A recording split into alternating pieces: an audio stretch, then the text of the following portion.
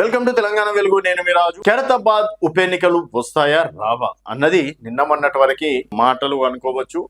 అసలు ఎందుకంటే స్పీకర్ గారు తీసుకుంటున్నటువంటి నిర్ణయంతో ఇంకా అసలు తెలంగాణలో ఉప ఎన్నికలే రావు అన్నట్టు కూడా ప్రజలందరూ ఒక ఫిక్స్ అయిపోవడం అనేది జరిగింది. దాదాపు ఇప్పటికీ 7 మంది ఎమ్మెల్యేలు పార్టీ మారి మొన్న సంక్రాంతి ఫ్లెక్సీలలో కూడా ఇక్కడ రేవంత్ రెడ్డి గారి ఫోటో ఉంటే ఇక్కడ పార్టీ మారినటువంటి ఎమ్మెల్యేల ఫోటోలు ఉన్నాయి.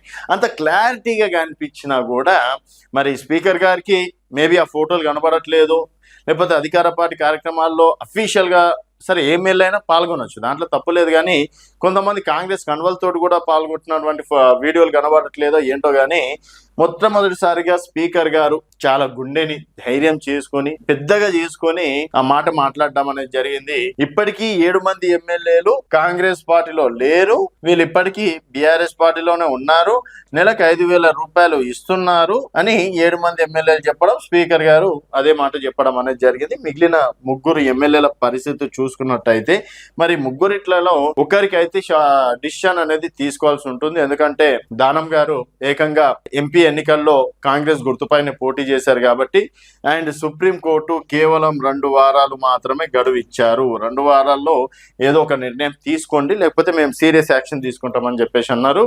సో మనకి ఏప్రిల్ మే లలో ఇక్కడ కేరళ ఎన్నికలు కావచ్చు, పశ్చిమ బెంగాల్ ఎన్నికలు కావచ్చు, తర్వాత తమిళనాడు ఎన్నికలు కావచ్చు, అస్సాం ఎన్నికలు కూడా ఉన్నాయి. వాటితో పాటు ఖైరతాబాద్ ఉప ఎన్నికలు వచ్చే అవకాశం ఉన్నట్లు కూడా నిన్నటితోటి మళ్ళీ తెలుస్తుంది. ఎందుకంటే స్పీకర్ గారు చెప్పిన దాంట్లో ఏంటంటే అఫీషియల్ గా వీడియో లేవు అని చెప్పేసి.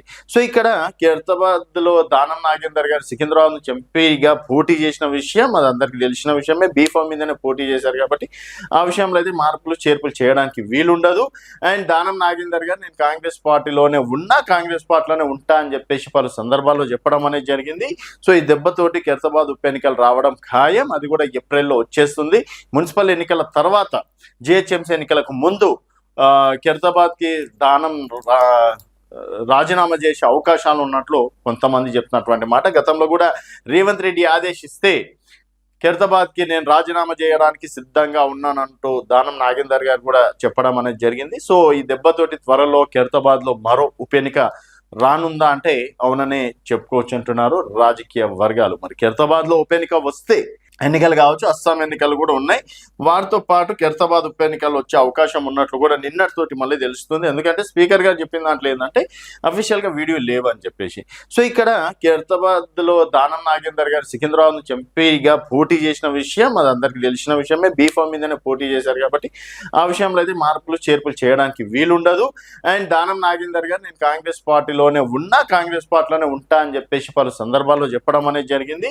సో ఈ దెబ్బతోటి ఖైరతాబాద్ ఉప ఎన్నికలు రావడం ఖాయం, అది కూడా ఏప్రిల్లో వచ్చేస్తుంది. మున్సిపల్ ఎన్నికల తర్వాత జిహెచ్ఎంసీ ఎన్నికలకు ముందు ఖైరతాబాద్ కి దానం రాజీనామా చేసే అవకాశాలు ఉన్నట్లు కొంతమంది చెప్తున్నటువంటి మాట. గతంలో కూడా రేవంత్ రెడ్డి ఆదేశిస్తే ఖైరతాబాద్ కి నేను రాజీనామా చేయడానికి సిద్ధంగా ఉన్నానంటూ దానం నాగేందర్ గారు కూడా చెప్పడం అనేది జరిగింది. సో ఈ దెబ్బతోటి త్వరలో ఖైరతాబాద్ లో మరో ఉప ఎన్నిక రానుందా అంటే అవుననే చెప్పుకోవచ్చు అంటున్నారు రాజకీయ వర్గాలు. మరి ఖైరతాబాద్ లో ఉప ఎన్నిక వస్తే గెలిచేది ఏ పార్టీ అనేది మీ అభిప్రాయాల కింద కామెంట్ రూపంలో తెలియజేయండి. చూస్తూనే ఉండండి తెలంగాణ వెలుగు.